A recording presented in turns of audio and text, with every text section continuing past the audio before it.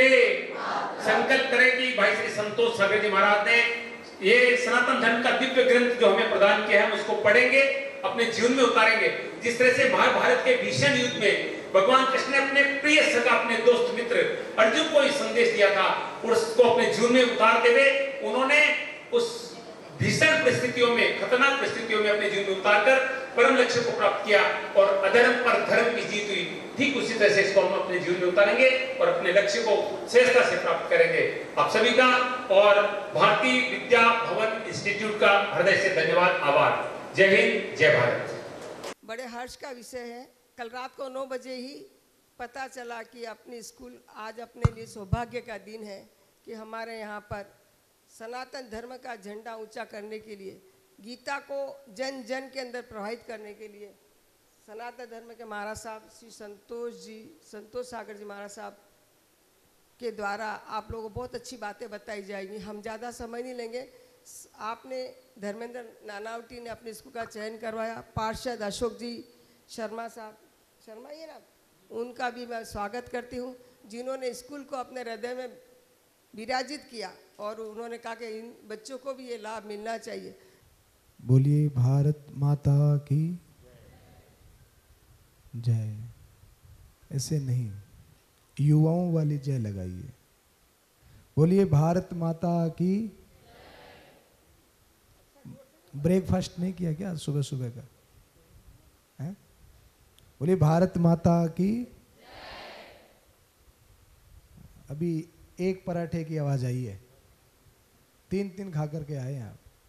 बोले भारत माता की। भारतीय विद्या भवन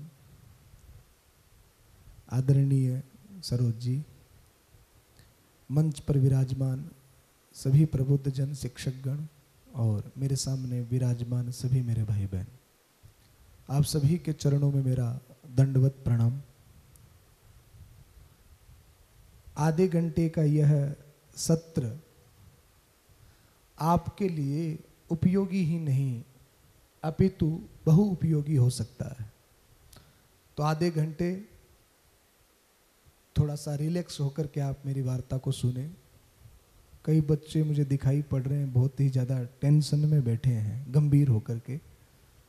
तो इतना गंभीर होने की ज़रूरत नहीं है, बहुत नेचुरल सी, नॉर्मल सी बातें हम करने वाले हैं जो कहीं ना कहीं हमारे जीवन में अच्छी उपयोगिता साबित कर सकती है। तो थोड़ा सा रिलैक्स हो जाइए और अपने चेहरे पर हल्की सी मुस्कान लाइए, क्योंकि आपने कितनी बढ़िया ड्रेस लगाई है, कितना बढ़िया मेकअप किया है, कैसी आपकी हेयर स्टाइल है, इससे कोई फर्क नहीं पड़ता अगर आपके चेहरे पर मुस्कुराहट नहीं है। सबसे सुंदर चीज क्या है? स्माइल। आपके चेहरे पर हंसी होनी चाहिए, वरना कितनी भी महंगी ड्रेस पहन लो चेहरा अच्छा नहीं लगता है, फिर तो फूटे हुए तबेले के जैसा लगता है। हाँ, तो चेहरे पर क्या होनी चाहिए? आपने कभी गधे को हंसते हुए देखा है? हैं? बंदर को, मंकी कैन नॉट स्माइल, हंसते हुए देखा है? अच्छा, कभी घर से आ रहे हो रात के अंधेरे में और बीच रास्ते में कोई भैंस हंसते हुए मिल जाए, कभी देखा भैंस को हंसते हुए? और रात को अगर भैंस हंसते हुए मिल जाए, खिलखिलाते हुए, तो क्या होगा? बोलो ना। भूत पिशाच निकट नहीं आवे, महावीर जब नाम सुनावे, यही होगा ना। तो हंसने का जो गिफ्ट है वो भगवान ने किसको दिया है? हमको दिया है। तो चेहरे पर एक हल्की सी मुस्कुराहट रहनी चाहिए, उससे चेहरा जो है वो सुंदर लगता है। तो गंभीरता को छोड़िए और नेचुरल भाव से रिलैक्स होकर के आधे घंटे हम वार्ता करेंगे। तो मैं सबसे पहला प्रश्न आपसे ये करना चाहता हूं, आप सब लोग निश्चित अपने जीवन में सफल होना चाहते हैं, यस या नो? सफल होना चाहते हैं ना? अब सफलता को क्या मार्क करते हैं आप? सफलता किसे कहते हैं? जो मन चाहे बड़ी नौकरी मिल जाए, या आपका जो एक सपना है कि मेरा ऐसा घर हो, ऐसा मेरा बैंक बैलेंस हो, क्या उसको सफलता कहते हैं? तो सफलता का मीनिंग आपके लिए क्या है? दूसरा, जितने भी आप बैठे हैं, आपकी मैच्योरिटी, आपकी गंभीरता, आपकी फेस रीडिंग करके मैं ये बता सकता हूं कि आप सब अपने लाइफ में लीडरशिप करना चाहते हैं। यस, बोलो ना। भीड़ में चलना चाहते हैं कि भीड़ से आगे चलना चाहते हैं? आवाज तो आपकी निकल नहीं रही है, तो भीड़ से आगे कैसे चलोगे? तो आप सब नेतृत्व करने वाला, लीडरशिप करने वाला बनना चाहते हैं। बोलो ना, कुछ बनना चाहते हैं कि नहीं बनना चाहते हैं? बोले इसीलिए तो यहाँ आते हैं। अभी मैंने एक पीछे स्कूल में कार्यक्रम किया, तो मैंने एक लड़के से पूछा कि बेटा तू क्या बनना चाहता है? तो उसने मेरे को जवाब दिया, सर मैं पैसे वाला बनना चाहता हूँ। क्या बनना चाहता हूँ? पैसे वाला बनना चाहता हूँ। मैंने कहा कितना पैसे वाला? बोले मेरे पास में 20 तो गाड़ियां हो, 10 मोबाइल हो और 20 फ्लैट हो, घर हो, इतना पैसे वाला। उस लड़के का नाम था वरुण। बोले सर मैं इतना पैसे वाला। तो पास में कुछ गर्ल्स लड़कियां भी बैठी थी। मैंने उनसे पूछा बेटा आप क्या बनना चाहते हो? बोले सर वरुण की पत्नी। क्या बनना चाहते हो? वरुण की पत्नी। इसके पास में इतना होगा, बैंक बैलेंस, इतने 10 घर, 10 मोबाइल, 20 गाड़ियां, तो मैं तो इसकी पत्नी बन जाऊं वही काफी है। तो हमारे जीवन में वास्तविकता में सफलता का मीनिंग क्या है, पहले ये सोचना पड़ेगा, और उसके बाद में वो मिलती कैसे है ये सोचना पड़ेगा। तो आज कुछ ही ऐसी बातें हैं जो हमें अपने जीवन में सफलता की तरफ अग्रसर करती है। हमें बहुत अल्प समय में बड़ी सफलता, अगर आपकी दिशा संघर्षपूर्ण होगी, हालांकि जीवन में संघर्ष करना चाहिए, पर ऐसा संघर्ष भी मत करो जो आपको किसी निष्कर्ष तक न लेकर के जाए। अगर दिशा सही होती है, हमको पता है कि ये दरवाजा अंदर की तरफ खुलता है, आप बाहर से हल्का सा भी पुश करोगे तो खुल जाएगा कि नहीं खुल जाएगा? अगर ये दिशा का मालूम आपको नहीं है तो बाहर की तरफ आप इसको ऑल लाइफ मेहनत करते रहो, धक्का देते रहो, पसीना पसीने हो जाओ, और कोई कहे कि दरवाजा खुला, बोले मेहनत तो मेरे कमी नहीं है, मेहनत तो मैं बहुत कर रहा हूं पर नहीं खुल रहा है। खुलेगा कैसे? जब आपकी दिशा ही गलत है।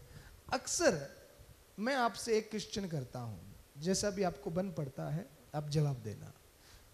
जिंदगी में कोई आदमी अगर असफल हो जाए, फेलियर हो जाए, तो आपकी नजर में मुख्य रीजन क्या होगा जी? क्या नाम बेटा आपका? अदिति। वो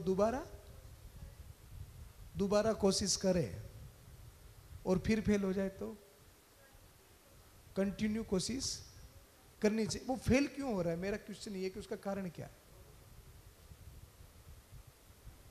एक जो भी, उसके अनेक कारण हो सकते हैं, अनेकों कारण हो सकते हैं फेलियर होने के, पर आपकी नजर में मोस्ट इंपोर्टेंट एक पॉइंट, एक ऐसा कारण, आप स्कूल में आते हो, बोर्ड, टीचर्स, किताबें, समय एक जैसा है सबके पास में, कोई फर्क नहीं होता, या टीचर्स फर्क करते हैं कि इसको ज्यादा पढ़ा रहे हैं, इसको कम पढ़ा रहे हैं, बराबर होता है सब।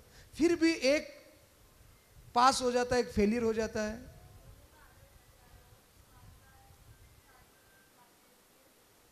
गुरुओं का आदर करता है। हाँ, और कोई बताएगा अदिति के अलावा? एक पीछे, हाँ बेटा बताओ। एक माइक दे दो ना, एक माइक नहीं है तो? अच्छा लेके आना था। हाँ बेटा, उसने पहली बार में अच्छे से कोशिश नहीं की। अच्छा मैं आपसे एक क्वेश्चन इसमें दोबारा क्वेश्चन करता हूं। समझ लो कि किसी भी उपलब्धि के लिए 94 नंबर चाहिए, तो दो बच्चों ने खूब मेहनत की, एक के 94 आया और एक के 93 आया, तो आप क्या कहोगे? 93 वाले ने कोशिश नहीं की ना? तो फिर उसका कोई दूसरा रीजन हारने का? आत्मविश्वास की कमी। अब गुरु जी के लिए ताली बजा दो। हाँ, श्री मद भगवत गीता में श्री कृष्ण एक स्लोगन, एक श्लोक लिखते हैं, आप सभी दोहराइएगा उसको पीछे, फिर अपन बात को आगे बढ़ाते हैं। संशय आत्मा विनश्यति ही,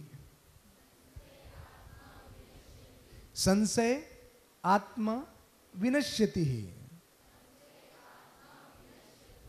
संशय मीन्स क्या? संशय मीन्स क्या है? अंग्रेजी में बता दो, इंग्लिश मीडियम है ना ये, अंग्रेजी में बता दो। संशय मीन्स, संशय मीन्स, संशय मीन्स कॉन्फिडेंस। हाँ, क्या बेटा, नाम क्या बेटा आपका? आयुषी। आयुषी ने कहा डाउट। संशय मीन्स क्या होता है? डाउट, संदेह है। यानी कि आपकी मेहनत को लेकर के, आपकी क्षमताओं को लेकर के, खुद की ऊर्जाओं को लेकर के, खुद की काबिलियत पर संशय करना, मैं ये नहीं कर सकता, फेलियर होने का सबसे पहला कारण होता है कि मैं ये नहीं कर सकता। पर मैं देख रहा हूं कि आपकी हिंदी बहुत वीक है, संशय शब्द बहुत डेली यूज का शब्द है ये। तो आप इंग्लिश सीखिए, चाइनीज, फ्रांसीज, इटालियन सब सीखिए, पर आपकी जो मातृभाषा क्या है? बोलो ना जोर से, हिंदी। उसके ऊपर आपकी अच्छी पकड़ होनी चाहिए। जब आप प्लेटफॉर्म धरातल पर, जब आप इंजीनियर या डॉक्टर्स कुछ भी बनेंगे, जब आप प्लेटफॉर्म पे धरातल पे काम करने जाएंगे, तो आपको किस भाषा की आवश्यकता पड़ेगी? आप अमेरिका में नहीं हो, आप हिंदुस्तान में हो। आप हर भाषा को सीखिए, पर अपनी भाषा और अपनी प्राचीन भाषा संस्कृत आती है? थोड़ी थोड़ी है, थोड़ी थोड़ी आती है कि नहीं आती? आती है। बताओ ना, आइसक्रीम को क्या कहते हैं संस्कृत में? आइसक्रीम को, आइसक्रीम को दुग्ध शर्करा युक्तम हिमगोलगट्टम क्या कहते हैं? बोलो ना, दुग्ध शर्करा युक्तम हिमगोलगट्टम। अब इसमें भी अगर आपको मैंगो फ्लेवर लेना हो, क्या कहोगे? आम्र दुग्ध शर्करा युक्तम हिमगोलगट्टम। उतने में आपकी आइसक्रीम फिनिश, पिघल जाएगी। पर भाषा इतनी अच्छी है कि अगर किसी को गाली भी दो ना, तो ऐसा लगता है कि सामने वाला कोई कविता पढ़ रहा है। हाँ, इतनी मीठी भाषा। अगर आप हिंदी में किसी से कहो कि ओ कुत्ते, सामने वाला सर न फोड़ दे। पर आप इसी को प्रेम से संस्कृत में कहो हे स्वान, अब हिंदी में किसी से कहो ओ गधे, तो वो नाराज हो जाएगा। आप इसी को प्रेम से संस्कृत में कहो हे वैशाख नंदन, सामने वाला देखेगा यार मेरी बढ़ाई हो रही है। तो इतनी अच्छी और इतनी मधुर भाषा संस्कृत है। तो श्री कृष्ण ने कहा संशय आत्मा, बोलो ना, विनश्यति ही, यानी कि अपनी काबिलियत को, अपनी ऊर्जा को लेकर के अगर कोई डाउटफुल है कि मैं ये नहीं कर सकता, तो समझ लो कि उसका फेलियर होने का पहला कारण है। एक स्कूल में एक गुब्बारा बेचने वाला आया, तो एक छोटी सी बच्ची ने उससे पूछा कि सर ये गुब्बारे उड़ते हैं? तो उसने कहा यस उड़ता है। सर ये रेड वाला उड़ता है? तो गुब्बारे वाले ने कहा यस उड़ता है। सर ये पिंक वाला? बोले ये भी उड़ता है। सर ये येलो वाला? बोले ये भी उड़ता है। सर ये ब्लैक वाला? बोले ये भी उड़ता है। सर ये व्हाइट वाला? गुब्बारे वाले ने कहा बेटा सारे उड़ते हैं, गुब्बारे के उड़ने में कलर्स का कोई रोल? बोलो, गुब्बारा कलर से उड़ता है क्या? लाल पीला हरा काला, कि हरा वाला ज्यादा ऊपर जाएगा, लाल वाला नीचे रह जाएगा, ऐसा होता है? गुब्बारा किससे उड़ता है? एयर से, हवा से। यानी कि आप कौन सी जाति से आते हैं, कौन से संप्रदाय से आते हैं, आपका स्कूल कैसा है, टीचर्स कैसे हैं, फर्नीचर कैसा है, ड्रेस कोड कैसा है, किताबें कैसे हैं, ट्यूशन लग रही है कि नहीं लग रही है, ये सारी की सारी चीजें आपकी सफलता में केवल और केवल कलर्स हैं। आपके पेरेंट्स, आपके टीचर्स, आपका स्कूल, आपका फर्नीचर, ये सारा कलर है। आपकी उड़ान इसमें नहीं है। आपकी उड़ान आपके अंदर की क्षमताओं में है, आपके अंदर की आग में है, आपके अंदर की ऊर्जा में है कि आप में सफल होने की ललक है कि नहीं है।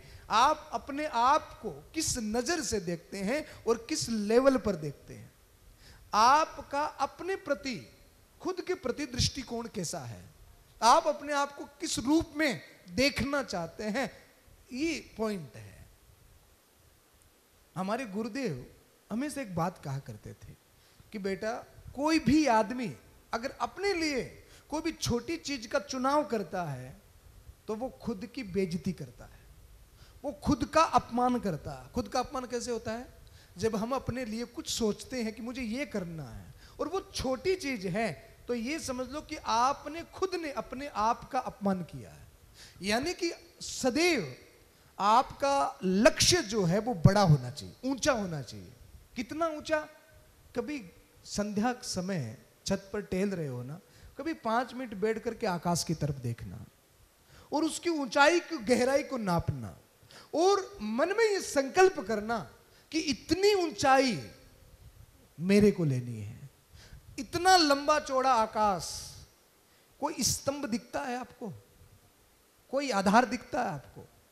बिना किसी आधार के, बिना किसी स्तंभ के, बिना किसी सहारे के इतना ऊंचा पहुंचा है। हम जब असफल हो जाते हैं तो कभी टीचर्स को दोष, कभी पेरेंट्स को दोष, कभी समय को दोष, कभी फैसिलिटीज को दोष कि हमें ये फैसिलिटी नहीं मिली, हमको ये नहीं मिला। ये सबसे गलत और कमजोर आदमी की बातें हैं। जिस प्रकार इतने ऊंचे आकाश में कोई भी प्रकार का स्तंभ नहीं, कोई भी प्रकार का आधार नहीं है, वैसे ही कोई भी प्रकार का आधार नहीं है, हमारा लेवल भी उतना ही ऊंचा होना चाहिए। आकाश के जितना लक्ष्य लोगे तो पेड़ की जितनी ऊंचाई मिल ही जाएगी, पर आपका लक्ष्य ही अगर पेड़ है तो फिर धरती पर रेंगते रहोगे। तो सबसे पहला एक रीजन है कि हम डाउट को क्लियर करें, अपनी क्षमताओं को बढ़ाएं। दूसरा, जो काम हम कर रहे हैं, एक बच्चों में एक कॉमन चीज देखने को मिलती है, मेरा अनुभव बता रहा हूं, शायद वो न भी हो। एक चीज देखने को मिल, अक्सर हम कंपटीशन करते हैं अपने आसपास के मित्रों से, जो परिवार के जो सदस्य हैं, जो हमने आसपास में देखा है उनके साथ में। बोले वो फलानी चाची का लड़का डॉक्टर बन रहा है तो मुझे भी डॉक्टरी करनी है, वो इंजीनियर बन रहा है तो मुझे भी इंजीनियर बनना है। ये फेलियर होने का दूसरा कारण है। उसकी क्षमता अलग है, उसका टैलेंट अलग है, आपकी क्षमता और आपका टैलेंट अलग है। एक गांव में 4 मित्र थे, एक बंदर, घोड़ा, हाथी और मछली। और इन चारों में एक प्रतिस्पर्धा, एक कंपटीशन हुआ कि पेड़ पर चढ़ना है, कौन जीतेगा? हाथी हार जाएगा, नहीं चढ़ पाएगा। हाथी को उदास हो जाना चाहिए। अगर इसी कंपटीशन को थोड़ा सा चेंज कर दे कि पानी में तैरना है, दौड़ लगानी है, कौन जीतेगा? हाथी तीनों ही मामलों में फेलियर हो गया, हार गया। न तो वो पेड़ पर चढ़ पाया, न वो तैर पाया और न ही वो दौड़ पाया। इसका मतलब क्या है? हाथी को डिमोलाइज हो जाना चाहिए, उदास हो जाना चाहिए, कमजोर हो जाना चाहिए। बस इतना समझिए कि हाथी के अंदर जो काबिलियत, हाथी जो कर सकता है, क्या वो बंदर कर सकता है? क्या वो मछली कर सकती है? तो किसी भी मामले में अगर आप फेलियर हो जाते हो तो सबसे पहला तो उदास नहीं होना है। हमें ये खोजना है कि हम फेलियर क्यों हो गए, इसका मतलब है ये दिशा हमारे लिए नहीं है। यानी कि आप जितने इस कैंपस में जितने लोग बैठे हो, मैं आपको गारंटी से कहता हूं कि आप सबके अंदर में एक बहुत बड़ा अद्भुत सा टैलेंट है, एक ऐसी चीज है जो दूसरे में नहीं है। तो आप पहली चीज आपको सफलता के लिए करनी है कि मैं नहीं कर सकता, इस बात को डिलीट मारना है। कर सकते हो ऐसा? ये आपने किया भी होगा। हमें इतनी कमजोरी नहीं लानी अपने अंदर कि ये काम मैं नहीं कर सकता, एक बात। दूसरा, अपने टैलेंट को खोजिए। क्या करना है? कभी एकांत में बैठ करके सोचिए। इस दुनिया में हजारों करोड़ों लोग, अलग अलग टैलेंट आपको दिखाई पड़ेगा। किसी ने डांस में, किसी ने मनोरंजन में, किसी ने कॉमेडी में, किसी ने एक्टिंग में, किसी ने इंजीनियरिंग में, किसी ने डॉक्टर में, किसी ने किसी में, अलग अलग, किसी ने राजनीति में अपना टैलेंट दिखाया है। और हर आदमी के, एक हेयर काटने वाला आदमी, अब बाल काटना तो साधारण सी बात है ना, एक कपड़े डिजाइनिंग करने वाला आदमी आज वर्ल्ड फेमस है वो, और उसके पास में प्रतिभा की, नाम की, प्रतिष्ठा की, धन की कोई कमी नहीं है। यानी कि आपके जीवन में किसी भी रूप में सफलता आ सकती है। बस आपको ये खोजना है कि मेरे अंदर में टैलेंट क्या है। और जिस दिन आपको पता पड़ गया कि टैलेंट क्या है, उस दिन एक तीसरी चीज आपके अंदर में अपने आप पैदा हो जाएगी, और उस चीज का नाम है इंटरेस्ट। क्या नाम है? इंटरेस्ट। वो बहुत गजब की चीज है। जब भी जो भी काम आप कर रहे हैं और उस काम में आपका अगर इंटरेस्ट नहीं है, तो इसका मतलब है आप उसमें सफल होने वाले नहीं हैं। हमारे पास में 3 प्रकार का ज्ञान होता है। कितने प्रकार का? इस बात को आप सदैव याद रखेंगे अपने लाइफ में। कितने प्रकार का ज्ञान होता है? सबसे पहला ज्ञान इंद्रिय जनित ज्ञान। कौन सा? इंद्रिय जनित ज्ञान। इंद्रिय जनित ज्ञान का मतलब है जो हमें अपनी इंद्री से दिखाई पड़ता है, हम वही देखते हैं और उसी को हम सत्य भी मानते हैं। हमने इंद्री यानी कि आंख, कान, नाक, जीभ और चमड़ी, ये क्या है? हमारी इंद्रियां हैं। जैसे आंख से रूप का ज्ञान, कान से शब्द का ज्ञान, और जीभ से स्वाद का ज्ञान, चमड़ी से स्पर्श का ज्ञान, इससे ज्ञान होता है। तो आपने आंख से देखा कि सूर्य उदय हो रहा है और सूर्य अस्त हो रहा है। ये कौन दिखा रही है आपको? आंख दिखा रही है। एक दूसरा ज्ञान होता है बुद्धि जनित ज्ञान। क्या होता है? बुद्धि जनित ज्ञान क्या कहेगा? क्या सूर्य अस्त होता है? यस या नो? सूर्य अस्त होता है? नहीं, सूर्य अस्त नहीं होता। हाँ, न सूर्य अस्त होता है न सूर्य उदय होता है। आंख से दिखाई पड़ता है कि सूर्य उदय हो रहा है और अस्त हो रहा है, पर आप अगर बुद्धि तर्क पर उसको तोलना चाहोगे तो बुद्धिक जनित क्या आता है? केवल सूर्य अपनी जगह पर ही है, केवल पृथ्वी घूमती है। ये क्या है? ये बुद्धि जनित ज्ञान है। आंख से जो आप, ये ग्लास भरा हुआ है पानी का, और इसमें मैं अभी एक चम्मच डालूंगा, तो आंख से वो चम्मच क्या दिखाई पड़ेगा? अंदर के जो पानी के अंदर जो चम्मच का हिस्सा होगा वो क्या दिखाई पड़ेगा? थोड़ा सा टेढ़ा। आंख उसको क्या दिखाएगी? थोड़ा सा टेढ़ा दिखाएगी। पर बुद्धि क्या कहेगी? क्या वो चम्मच टेढ़ा है? वो चम्मच बिल्कुल भी टेढ़ा नहीं, आपने जिसको रखा है वो वैसा ही है, पर आंख उसको दिखा रही है कि ये टेढ़ा है। बुद्धि कहती है कि ये टेढ़ा नहीं है। और उसके बाद में एक तीसरा ज्ञान आता है जिसको आत्मज्ञान कहते हैं। क्या कहते हैं? आत्मज्ञान। पहला कौन सा हुआ? इंद्रिय जनित, दूसरा बुद्धि जनित, और तीसरा आत्मजनित, यानी कि आत्मा जिसको जानती है। तो आप अपने स्कूल में अपने आसपास पेरेंट्स, शिक्षक, अपने आसपास के लोगों से आप जो सीख रहे हैं वो बुद्धि जनित ज्ञान है। आप अपनी आंखों से सुन रहे हैं, आंखों से देख रहे हैं, कानों से सुन रहे हैं, वो इंद्रिय जनित ज्ञान है। और सफलता में, जो सफलता का मतलब छोटी सी नौकरी पा लेना और बैंक बैलेंस बढ़ा लेना, इसको सफलता नहीं कहते हैं। एक कर्मठ व्यक्ति प्राप्त कर लेता है।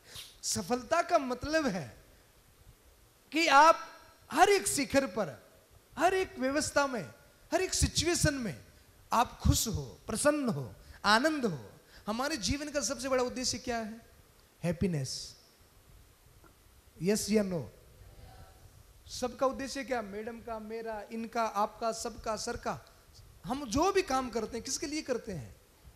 हैप्पीनेस के लिए करते हैं। पापा दुकान जा रहे हैं, किस लिए?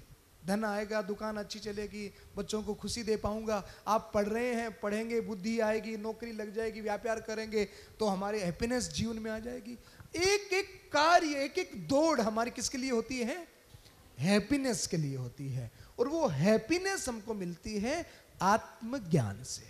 अंदर की चीज है, वो बाहर की चीज है ही नहीं। खुशी कभी बाहर से नहीं आती है। खुशी कोई बाहर की वस्तु नहीं दे सकती है। एक आदमी झोपड़ी में रहकर के भी इतना खुश है कि पूछो मत। और एक महलों में, एसी में, मखमली गद्दों पर भी डिप्रेशन में है। तो वस्तुओं से खुशी का कोई लेना देना नहीं है। आपकी हैप्पीनेस आपके अंदर में है। तो इसके लिए एक सूत्र मैं आपको दूंगा। पहले मैं आपसे एक बात पूछना चाहता हूं, एक क्वेश्चन पूछना चाहता हूं। उसका जवाब देंगे आप? पूछ लूं? मैं अक्सर सभी लोगों से पूछता हूं। मैंने IIT, LLB, MBA, medical college, CA, B.Ed सबसे पूछा। मैं आपसे भी पूछूंगा। उससे मुझे यह भी पता पड़ जाएगा कि आपकी पढ़ाई कैसी चल रही है, आपकी शिक्षा कैसी चल रही है। इसका थोड़ा सा परीक्षा हो जाएगी। तो एक क्वेश्चन पूछूं मैं आपसे, फटाफट जवाब देंगे?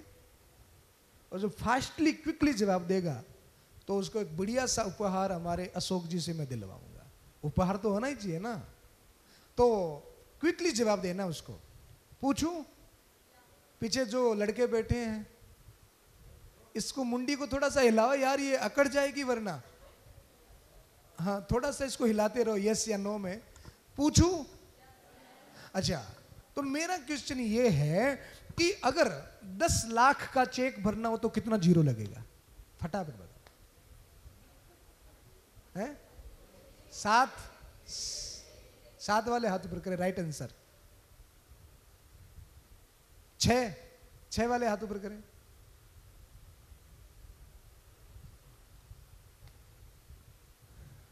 मोटा मोटी पढ़ाई आपकी ठीक हो रही है, पर इनाम कैंसिल, थोड़ा देर लगा दिया आपने। तो कितना जीरो लगता है? 6 जीरो लगता है ना। अब एक जीरो हटा दूं तो चेक की वैल्यू रहेगी? बोलो ना, कितनी? एक जीरो और हटाओ, एक और हटाओ, एक और हटाओ, एक और हटाओ, एक और हटाओ। अब वैल्यू है चेक की? वैल्यू है कि नहीं है? है ना? कितनी? एक की वैल्यू है, अभी भी वैल्यू है। अच्छा, एक को हटा दो और जीरो को एज इट इज रखो। अब चेक की वैल्यू है? अब वैल्यू नहीं है। यानी कि उस चेक की वैल्यू जीरो से नहीं है, किससे है? एक से है। मैं आपको ये पूछता हूं, आपकी जीवन में वो एक क्या है जिससे आपकी वैल्यू है? आप नर्सरी से लेकर LLB, MBA, CA, B.Ed, IIT, IIM डिग्रियां लेंगे। जैसे एक चेक के आगे आप जीरो भरते जाएंगे, उसकी वैल्यू बढ़ती जाएगी। आप जितनी डिग्रियां लेते जाएंगे आपकी भी वैल्यू बढ़ती जाएगी। पर मेरा क्वेश्चन ये है कि आपकी वैल्यू वो एक क्या है जिससे आपकी वैल्यू है? आप उस एक को क्या समझते हैं? आपकी लाइफ में वो एक क्या हो सकता है जी? जो टूटा फूटा आंसर, कुछ नया निकलेगा, कुछ मैं सीखूंगा, कुछ आप सीखेंगे।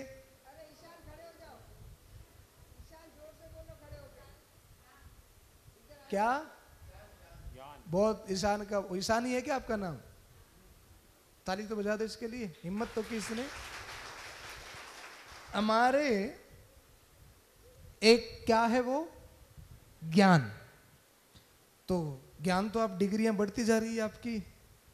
आप नर्सरी से लेकर LLB, MBA तक खूब ज्ञान ले रहे हैं, पर ये बुद्धि जनित ज्ञान है। और हमारा वो एक कौन सा ज्ञान है? तीसरा वाला ज्ञान जो आपने जवाब सही दिया, ज्ञान। पर ज्ञान मैंने कितने प्रकार के बताए? 3 प्रकार के। आपका जवाब आंसर सही था, पर वो ज्ञान जिसकी हम बात कर रहे हैं एक, वो है आत्मज्ञान जो हमको मनोबल, आत्मविश्वास और आंतरिक कॉन्फिडेंस देता है, तो वो आत्मबल, वो आत्मज्ञान, वो एक है।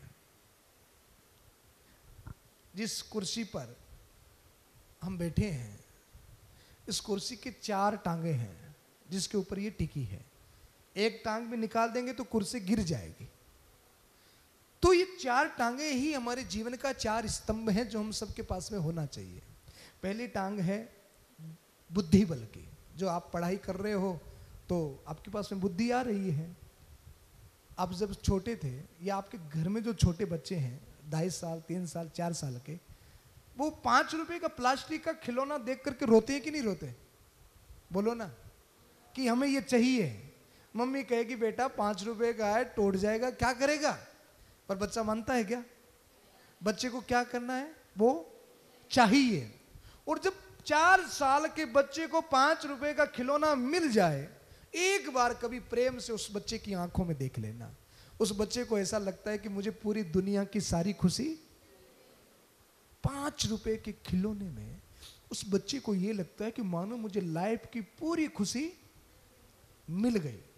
वही 5 साल का बच्चा जब 25 साल का हो जाता है और मम्मी ला करके वही खिलौना दे कि ले बेटा, इसके लिए तू कभी रोता था, मेरी पल्लू फाड़ देता था मेरा, ये ले, वो बच्चा लेगा? पर वो कभी उस खिलौने के लिए रोता था। ये सच है कि नहीं है? आज वो क्यों नहीं ले रहा? फर्क कहां पड़ गया? यहां सोच में। यानी कि अब आप मेच्योर हो गए, अब आपके ज्ञान का लेवल थोड़ा सा ऊंचा हो गया और आपको पता है कि यार ये 5 रुपए का खिलौना है, बेकार की चीज है, इससे क्या करेंगे? यही होता है ना। अब आप जब 20 साल के हो गए, अब आपकी सोच क्या है? अब आप खुशी किस में ढूंढते हैं? मोबाइल में बढ़िया ब्रांडेड। मेरी सहेली के पास में वो आदि सेव खाई हुई, कौन सा होता है वो, कौन सा, आईफोन, देखो वो मिल जाए, बढ़िया से कपड़े मिल जाए, बढ़िया सी ड्रेस मिल जाए, लड़के हैं तो बढ़िया मोटरसाइकिल बाइक मिल जाए, बढ़िया ब्रांडेड शूज मिल जाए, यानी कि इस चीज में हम खुशी ढूंढ रहे हैं। यही है ना? यानी कि केवल चीजें बदली है, ये नहीं बदला है, ये वैसी की वैसी है। पहले प्लास्टिक की मोटरसाइकिल के लिए रोते थे, अब सच्ची वाली के लिए रोते हैं। पहले 5 रुपए का वो प्लास्टिक का मोबाइल, उसके लिए रोते थे, अब सच्चे वाले के लिए रो रहे हैं। चीजें बदल गई हैं, सोच अभी भी वही की वही है। अब इस समय को, जो आपका समय है, इसको आप महत्व देंगे, क्योंकि हर व्यक्ति के पास में लगभग कुछ प्राप्त करने का 25 साल तक का ही समय होता है। 25 साल के बाद में चाहे लड़की हो या लड़के हो, बहुत सारी जिम्मेदारियों का बोझ आ जाता है। फिर जो आप ऊर्जा, जो ज्ञान लेना चाहते हो, उसमें बहुत सारी दिक्कतें आ जाती है, फिर प्राप्त नहीं कर सकते। पर आज आप जितने स्वतंत्र हैं अपने आप को बनाने के लिए, आगे शायद ये समय आपको नहीं मिलेगा। इसलिए पहली चीज, पहली कुर्सी की टांग है बुद्धि बल। क्या है? अपने आसपास पेरेंट्स, गुरुजी, किताबें, चारों तरफ से ज्ञान लीजिए जितना ले सकते हैं। दूसरा बाहुबल। क्या? हाँ, जरूरी है ना। बढ़िया व्यायाम कीजिए, ऊर्जा लाइए। पापा की परी नहीं बनना, लड़कियों से कहता हूं। हाँ, झांसी की रानी बनना है, पावरफुल बनना है, तो खूब व्यायाम, खूब दौड़ लगाइए, खूब कसरत करिए। तो दूसरी चीज क्या आएगी? बाहुबल। और तीसरी चीज होती है जब आप कहीं अपना व्यापार, अपना बिजनेस, अपना कोई नौकरी वगैरह सेट हो जाएगी, तो आपके पास में क्या आएगा? धन बल, मनी। ये भी जरूरी है। तो पहली चीज क्या है? बुद्धि बल। दूसरी क्या है? तीसरी क्या है? और ये चौथी है आत्मबल। चौथा क्या है? मनोबल। और ये होगा तभी, ये एक टांग नहीं होगी तो कुर्सी टिकेगी नहीं। तो वो एक हमारे जीवन में क्या है? आत्मबल है। और वो आत्मबल कहां से मिलेगा? अब इस लास्ट क्वेश्चन का जवाब आप दे दो। आत्मबल कहां से आता है? आप बताओ अदिति। पॉजिटिव सोचने से। अच्छा, मैं पॉजिटिव नहीं सोच पा रहा हूं, नेगेटिव थॉट्स। तो अब मैं पॉजिटिव कैसे सोचूं?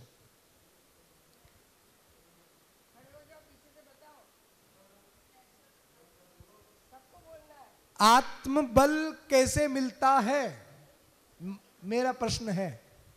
आप जैसा भी जवाब दें। खुद पर? बेटा उसी को तो आत्मबल कहते हैं। खुद पे ट्रस्ट करने को ही आत्मबल कहता। मैं खुद पे ट्रस्ट नहीं कर पा रहा हूं, मैं कैसे करूं? जी, अंतर मन को मजबूत करने से। और अंतर मन मजबूत कैसे होता है जी? सतत अभ्यास से। अभ्यासम कौन्तेय, श्री कृष्ण गीता में कहते हैं। एक गीता का एक श्लोक है जिसमें अर्जुन रण क्षेत्र में बोले मुझे चक्कर आ रहे हैं, मेरा गांडीव छूट रहा है, मुझे पसीना आ रहा है, मैं कांप रहा हूं। तब भगवान उसको ज्ञान देते हैं, अभ्यासम कौन्तेय है, जो तुम प्राप्त करना चाहते हो उसका निरंतर अभ्यास करते रहो। और मैं आज आपको एक सजेशन देने आया हूं, आप हजारों किताबें पढ़िए, बुद्धि बल बढ़ेगा। मैं आपसे पूछना चाहता हूं, ये किताब किस किस के घर में है? श्रीमद् भगवत गीता। बेटियां आपके घर में नहीं है? अदिति आपके घर में नहीं है? आपने ध्यान नहीं दिया। तो अजय ये बताओ, इसको पढ़ा किस किसने है? वाह, 2-4 लड़कों ने हाथ किया। आप बेटा, आप खड़े हो जाओ। पढ़ा है आपने गीता को? श्लोक आते हैं गीता के? आगे आ, आजा आजा आजा बेटा। क्या नाम है आपका? ऊपर आ जाओ।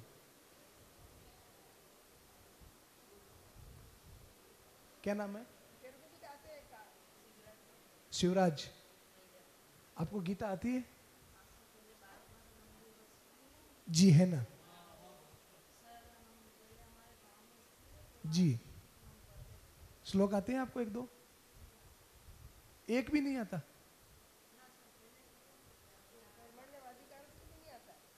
एक श्लोक नहीं आता? अच्छा, गीता की कोई बात आपको आती है? कोई मैसेज? श्लोक आता है?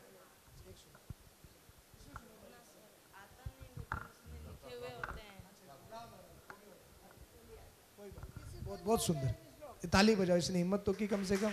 ये आत्मबल है। बैठो बेटा, बैठो बैठो। और कोई मेरा भाई? एक श्लोक गीता का। अरे ईशान जल्दी आ, इतना हाथ उठाता दिखता किसको है? क्यों उठाता? क्या दिक्कत है? बराबर। हाँ, ईशान उन बच्चों में है। एक स्कूल में एक टीचर ने कहा कि सबसे ज्यादा आलसी कौन है, हाथ ऊपर करें, उसको मैं साइकिल गिफ्ट करूंगा। तो किसी ने इतना हाथ ऊपर किया, किसी ने इतना हाथ ऊपर किया। एक कोई ईशान के जैसा था बच्चा, वो ऐसे बैठा था। तो मैम ने पूछा, ईशान साइकिल नहीं चाहिए? बोले मैम साइकिल तो चाहिए पर हाथ ऊपर कौन करे। मैम ने देखा ये सबसे बड़ा। आजा बेटा, गीता के श्लोक आते हैं आपको? एक श्लोक सुनाओ और उसका मीनिंग बता। सर्वधर्मान् परित्यज्य मामेकं शरणं व्रज अहम त्वां सर्व पापेभ्यो मोक्षयिष्यामि मा शुचः। हे पार्थ, तू सभी चिंताओं को मेरे में छोड़कर, मुझ में त्याग कर, सिर्फ मेरा चिंतन कर, सिर्फ और अपने सभी कर्मों को मुझ पर छोड़कर अपना कर्म कर। मैं तेरे द्वारा किए गए सभी पापों को उन पर विचार कर कर मोक्ष में परिवर्तित कर दूंगा। बोला भी इतने ढंग से।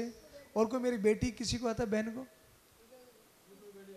चलो कोई नहीं, अब हम आगे की बात करते हैं। कोई नहीं, अब आप लोगों को ये किताब, वो एक आत्मबल जिसकी हम बात कर रहे हैं, ये दुनिया की वो किताब है जो किसी रिलीजन संबंधित नहीं है।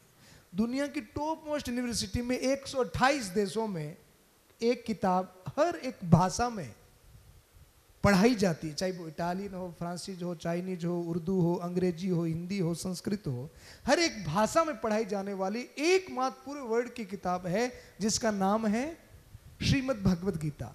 और इस भारत की जितनी टॉप पर्सनैलिटीज हैं, आप आज ही गूगल करना, उनकी बायोग्राफी पढ़ना, और उनके जीवन में एक कॉमन बात मिलेगी। हमारे पूर्व राष्ट्रपति अब्दुल कलाम साहब, कभी आप उनकी बायोग्राफी पढ़ना, उनको किसी ने पूछा कि आप एक झोपड़ी में जन्म करके, एक गरीब परिवार में जन्म करके भारत के उच्चतम पद, राष्ट्रपति पद पर पहुंच गए, कैसे? तो उन्होंने पूरा श्रेय किसको दिया पता है? भगवत गीता को, कि मेरे जीवन में गीता है।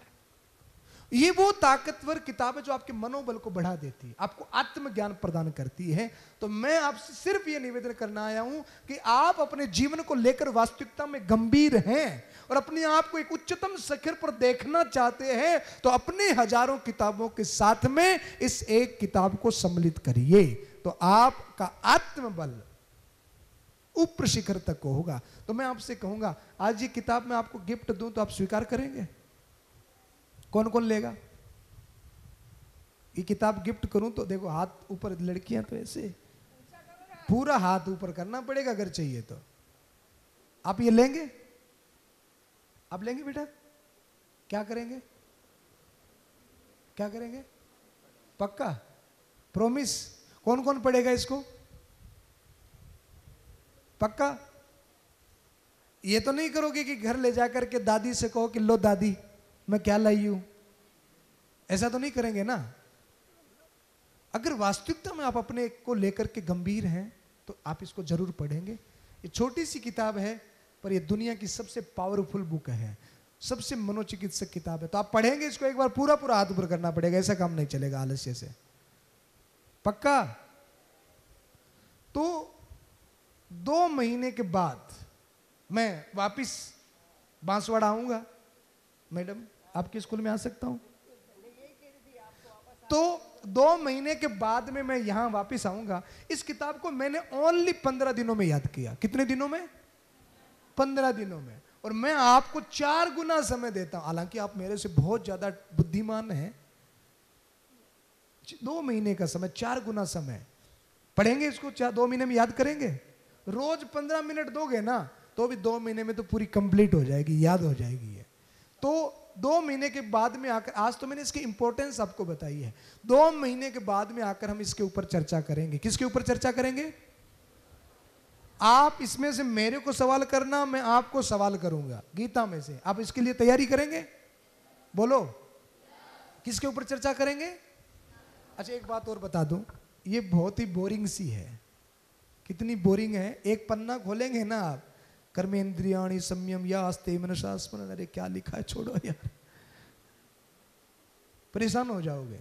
तो आप अगर ऐसा करेंगे तो कुछ आपसे छूट जाएगा, आपके लाइफ में कुछ छूट जाएगा। पर आपने इसको एक चैलेंज के रूप में, आप चाहो तो कुछ भी कर सकते हो। उड़ाने वाले ने हवाई जहाज भी तो उड़ाई है ना, चाहने से कौन क्या नहीं कर सकता। तो आप चाहो तो इसको पूरा घोल करके पी सकते हो। तो 2 महीने के बाद में जब हम मिलेंगे और आप में इसमें आपको इंटरेस्ट आ गया, तो इससे ज्यादा इंटरेस्टिंग भी कुछ नहीं है, इससे ज्यादा बोरिंग भी कुछ नहीं है, और इससे ज्यादा इंटरेस्टिंग भी कुछ भी नहीं है। तो मैं आपसे पूछता हूं, इसको आप कहां रखेंगे? बोलो, जोर से बोलो ना, कहां रखोगे? हैं? क्या करते हो? कहां रखोगे? मंदिर में? हाँ, इसको आपको कहां रखना है? स्कूल बैग में रखना है। और जब भी समय मिले, नहाए, बिना नहाए, ट्रेवलिंग में, गार्डन में, छत पर, जहां जैसे समय मिले, शर्त यह है कि केवल इसको पढ़ना है। इसको पढ़ने के साथ साथ में समझना है। और मैं गारंटी देता हूं मैम के सामने, अगर किसी बच्चे ने इसको समझ लिया, इसकी पूरी वास्तविकता को समझ लिया, इसके शब्दों का अर्थ समझ लिया, मीनिंग समझ लिया, तो बहुत कुछ उसको प्राप्त हो जाएगा, बहुत कुछ, अपितु सब कुछ। तो इसको आप, आज मैं आपको अपनी तरफ से ये गिफ्ट देकर के जा रहा हूं। गिफ्ट के रूप में आप इसको स्वीकार करेंगे। और आपको भी किसी फ्रेंड को गिफ्ट देना हो तो क्या देंगे? भगवत गीता। हमारे आदरणीय प्रधानमंत्री नरेंद्र साहब मोदी किसी भी व्यक्तित्व से मिलते हैं तो उनको क्या गिफ्ट करते हैं? गीता। वो कहते हैं कि हमारे भारत के पास इससे अनमोल धरोहर कोई नहीं है। तो आप इसको पढ़े। हम कब मिलेंगे? 2 महीने बाद। अच्छा एक सूचना और, लास्ट कार्यक्रम हमारा फाइनल 25 फरवरी से 5 मार्च जयपुर में है। और जयपुर में पूरे राजस्थान से, जैसे कोटा के बड़े बड़े इंस्टीट्यूट एलन है, मोशन है, आप जानते होंगे। 35,000 बच्चों को मैंने वहाँ पर जोड़ा गीता से। तो 5 लाख बच्चों को राजस्थान के राजधानी जयपुर में हम इकट्ठा कर रहे हैं 5 मार्च को। तो हम मैडम को भी कहेंगे, तो आप सभी भी गीता की फुल तैयारी करें और जयपुर में 5 मार्च को आपको बुलाया जाएगा। आएंगे आप? बोलो ना, जयपुर पधारेंगे और गीता की तैयारी करके आना, ताकि 5 लाख बच्चों में यहाँ बांसवाड़ा के भारत विद्या मंदिर के बच्चों को एक उच्च सम्मान वहां पर प्राप्त हो सके। 5 लाख बच्चों में अब गीता की खूब खूब तैयारी करना। और वैसे हम 2 महीने के बाद में मिल ही रहे हैं, तो किस पे चर्चा करेंगे? आज तो केवल इसकी इंपॉर्टेंस की बात की, उसके बाद में हम गीता की चर्चा करेंगे। तो ठीक है, फिर मिलते हैं। जय हिंद, जय भारत, नमस्कार।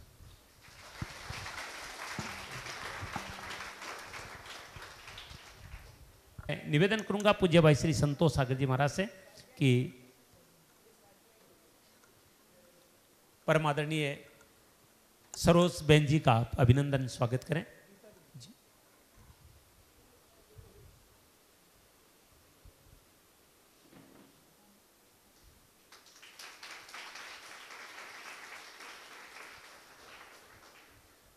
माता की भारत माता की भारत माता की वंदे वंदे वंदे।